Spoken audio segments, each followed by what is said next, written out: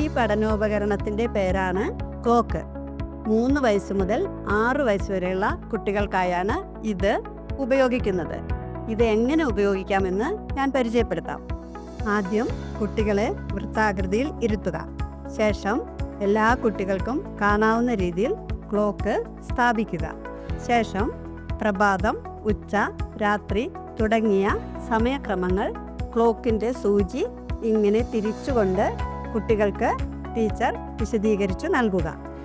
ഈ പഠന പ്രവർത്തനത്തിലൂടെ കുട്ടികൾക്ക് ദിവസേനയുള്ള ശീലങ്ങൾ, അതായത് ഉറക്കം, ഭക്ഷണം, പഠനം തുടങ്ങിയ കാര്യങ്ങൾ ക്രമീകരിക്കുവാൻ സാധിക്കുന്നു.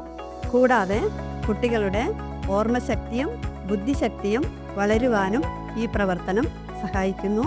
ദിവസത്തിൻ്റെയും മാസത്തിൻ്റെയും പേരുകൾ ഓർമ്മിക്കുന്നു.